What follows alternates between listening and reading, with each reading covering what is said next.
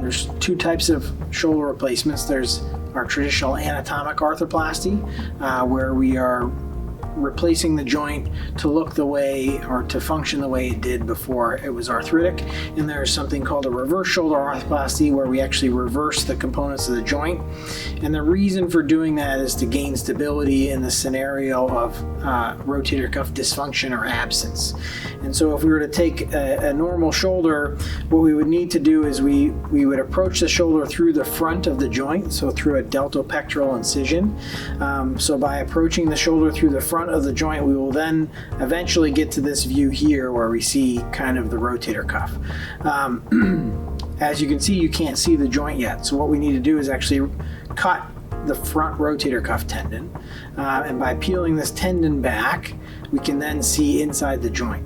And that's where we can then dislocate the joint, and then we can remove the arthritic ball and then get into the socket, smooth out the socket, and put a new ball and socket in, and then at the end repair that rotator cuff back down. And that's the basis for the restrictions that we have after surgery. We need to let that heal. So in a scenario where we're doing an anatomic shoulder replacement, this is kind of a model of a shoulder replacement. What we've done is here we've made a cut to remove the old cartilage surface or the arthritic surface of the ball.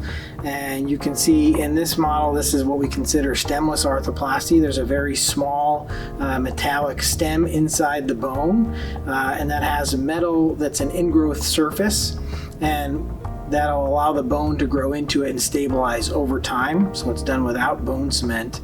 And then you would impact a metal ball onto that stem to recreate or do the arthroplasty of the humerus. And then we would then get into the scapula where your socket is, and we can smooth out the socket and then implant a plastic device, which is a new socket, to allow for the smooth articulation between the new head and the new socket. And that's what a traditional anatomic arthroplasty is. And the one thing that's very important or necessary for an anatomic arthroplasty to function very well is a functioning and intact rotator cuff. So in the scenario of a rotator cuff tear or rotator cuff dysfunction, we would do what's called a reverse shoulder arthroplasty. And it's very easy right now to see what the difference is here. Now we've taken the humerus bone, so we've still made the same cut where we remove the arthritic ball, and we put a stem in here as well. So this is a different style stem. It's a bit longer. Not all stems are the same. This is just the one in this example, but again, has this bone ingrowth surface at the top, so your bone grows into it over time. And again, generally done without bone cement. And then instead of putting a ball here, we ream out this area to create a dish, and we put this socket here. And so now that's reversed because our socket is now where our ball was. And then with the scapula and the old socket, we again smooth out our socket, and then we put this metal base plate here. So this metal base plate goes into the bone with some screws to help stabilize it, but again, this has some ingrowth properties to the metal, so that grows in over time. And then we put a ball over that socket.